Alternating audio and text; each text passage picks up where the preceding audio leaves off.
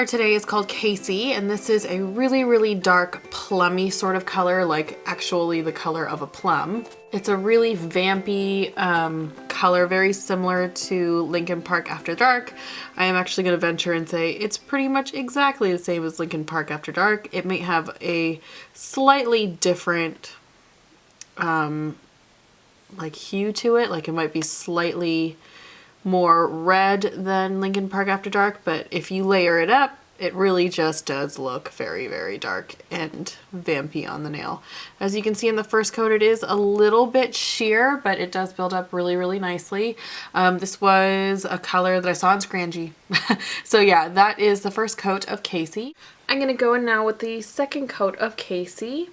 And this does get the polish pretty much opaque. You can see what tone of dark purple it becomes. So it's, again, just a very dark and vampy color. It doesn't like to be manipulated all that much. So you can see as I was putting the polish on, it had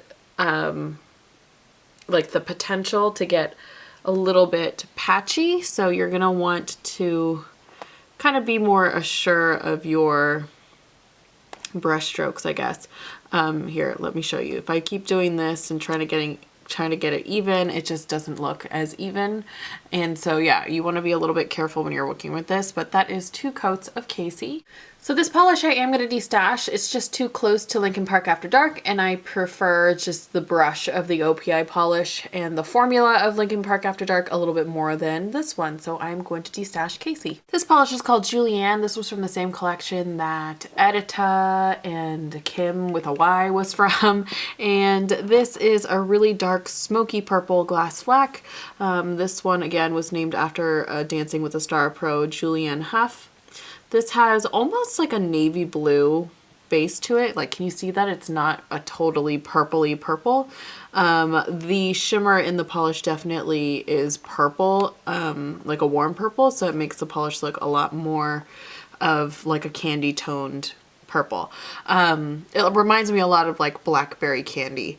This is very similar to most of the other Zoya glass fleck formulas, where it seems pretty thin, except for this nail that I totally like dipped the polish brush into like that very first layer that's like really super thin and like not pigmented.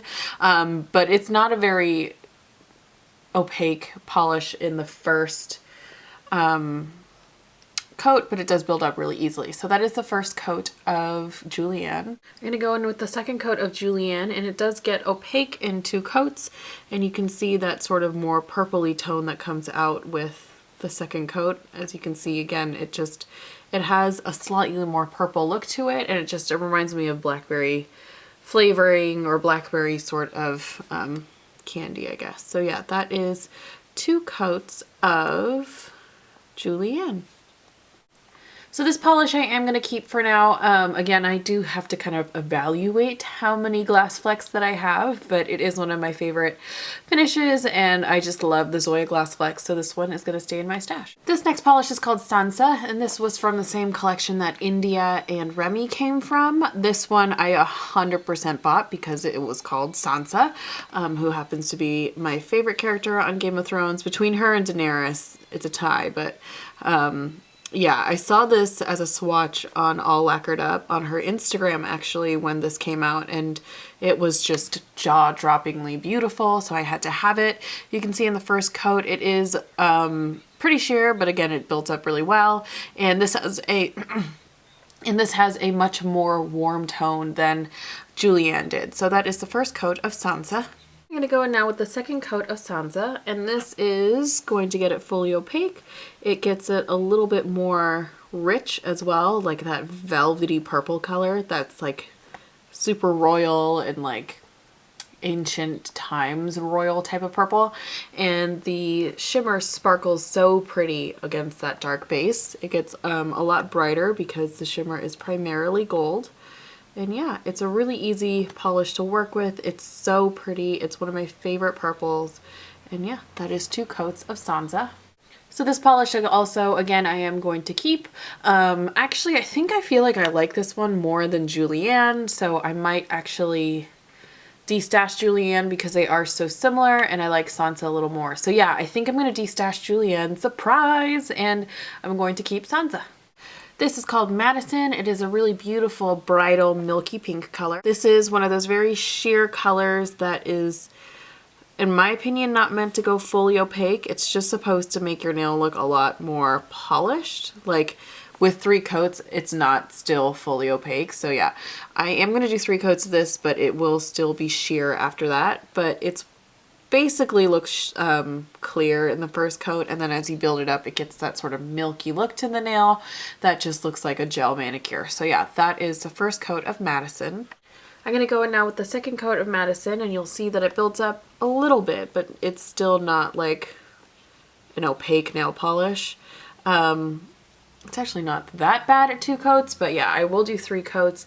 You can see at 2 coats it gives again that just sort of sheer polished look to the nail that just makes your nails look a little bit more healthy, but there's like a ton of visible nail line there. So that is the second coat of Madison. I'm going to go in now with the third coat of Madison, and again, it's not like fully opaque at 3 coats, but it is pretty much as opaque as it's going to get.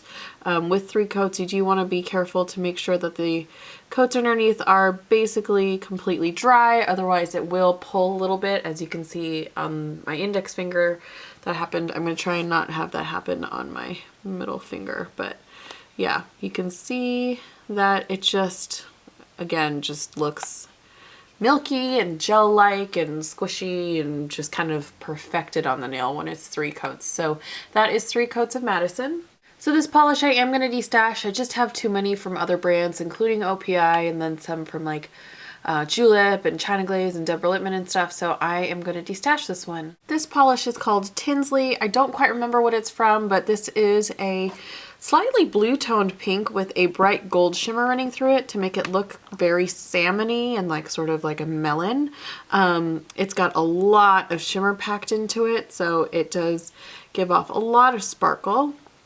This again is pretty sheer in that in that first coat, but it does build up pretty well. So that is the first coat of Tinsley. I'm going to go in now for the second coat of Tinsley, and it does actually get fully opaque in 2 coats. That color, especially the shimmer, builds up really beautifully and gets fully opaque so that it just sparkles on the nail like crazy. The pink does look pretty warm on the nail, but it does, I promise, like have just a slightly less warm tone than some of the other colors I'm going to show you in the rest of this video. So yeah, that is the second coat of Tinsley. So this polish I am going to keep. Again, it's a glass fleck and I love it, and it's a warm pink, which I'm not terribly crazy about generally, but just the shimmer totally changes the color on the nail. So that is Tinsley. This polish is called Rica. Again, I don't quite remember what this is from, but it's another sort of salmon-y color. It's a little bit lighter and a little bit more warm, so it has just that peachy look to it that Tinsley I feel like wasn't quite as peachy. So yeah, this is the first coat. You can see that it has quite a bit of shimmer as well. The color payoff is also really nice, and I am not totally a fan of like peachy type of nail polishes on my skin tone, but the glass fleck in this totally makes it, it just kind of changes the look of the polish because that textural element I feel like brings out a different feel to the nail. So yeah, that is the first coat of Rica. So I'm going to go in now with the second coat of Rica, and it does get fully opaque in 2 coats. Again, that shimmer definitely makes it look much more opaque than you think it would. And then the color is also much more opaque in 2 coats. You can get that nice sort of peachy, melony, salmon-y type of color there. So that is 2 coats of Rica.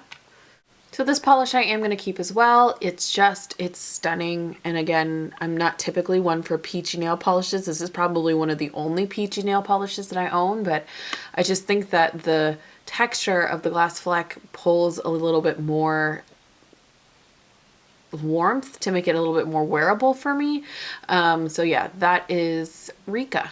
So this polish is called Brie, and I again have no idea where this polish came from. I want to say that when Lindsay Does Nails was still making nail polish videos, she loved pink, and she talked about Zoya pinks in particular like all the time. So I was watching some of her videos and I was like binge watching, and I want to say this is a polish that she really raved about, so that's why I picked it up. You can see in the formula, it actually has a really beautiful formula, to the point where if I did it thick enough, which I will show you on my ring finger, it is opaque in one coat. So yeah, I'm actually just going to show you that one coat because it's opaque in one coat. It's a really pretty magenta cream though. So yeah, that is the one coat of Brie. So I was totally not planning on keeping this, but damn, Brie, like this is an amazing polish. So I am going to keep this. The last two colors are both from the Sparkle collection, so I am going to keep both of them. But this is the first of two pinks from the Sparkle collection. This is the lighter of the two, and this is Gilda. This is very much a Barbie pink in a glass flex shimmer. It is a warmer, sort of redder pink, or I guess warmer toned pink than the next one is. And again, you can see that there is that glass flex shimmer. It is slightly sheer on the first coat, but it does build up really beautifully. So that is the first coat of Gilda. I'm going to go now with the second coat of Gilda, and it does get fully opaque in two coats. Again, that sparkle definitely helps get it opaque, and the color deepens up pretty quickly in two coats. So yeah, that is the very Barbie-like pink that is Gilda. So in this angle, you can see the sparkle of Gilda a little bit better. Again, I am going to keep this one and the next one. I just wanted to show you what they looked like when they were swatched. This last Zoya color is called Alegra. Again, it's the second of the two pinks in the Sparkle collection, and it is actually my last Zoya color to show you guys. And it is a darker, more magenta pink than Gilda was, which was definitely more of a Barbie pink. You can see that this looks much more floral, I guess, than Gilda did. It has, again, just that magenta tone to it. It actually is fairly opaque in one coat. It's not like fully opaque by any means, but it's got a lot more color coverage than Gilda did. I'm going to go in now with the second coat of Alegra, and this gets fully opaque in two coats, and the color gets a little bit deeper, a little bit more saturated, and a little bit more rich, and the sparkle comes out really beautifully as well. This is one of my favorite colors from that collection. I would say it's probably tied with Ivanka for, like, I guess Ivanka and Mimi for second place. And yeah, that is two coats of Alegra. So this polish, again, I am going to keep. I wanted to show you what it looked like when it was fully swatched, but it's stunning. So that is the last Zoya that I have for you guys. So these are the polishes that I'm going to end up keeping, and these are, again, the last Zoya polishes that I have to swatch for you guys. I am going to show you what the after of my D-stash looks like, so you can see how many polishes that I actually kept from Zoya in a second. So these are the Zoya polishes that I'm keeping of like the 70 that I started with, or like 69, 68 that I started with. I have 7, 14, 21, 28, 35, 36, 37, 38, 39, 40 left. So I did get rid of about half. So yeah, that is my Zoya. Actually, one second. I totally have to do my my Pixie Dust polishes. So that was not my last Zoya polishes video. I am going to do my Zoya Pixie Dust and my OPI Liquid Sands and my one OPI Shatter, my black shatter polish in the next video. It's going to be a little bit of a longer video because it's going to be about 30 nail polishes, but I am going to swatch those for you guys because I totally forgot to do the OPI ones with my OPI video. So yeah, I will do all of these special effect ones from Zoya and OPI at the same time, and then that'll be my last Zoya nail polish video. So I hope you guys liked this video. If you did, give it a thumbs up. If you're new to my channel, if you could subscribe, that would totally make my day. Otherwise, I hope you guys are doing well, and I will see you guys soon.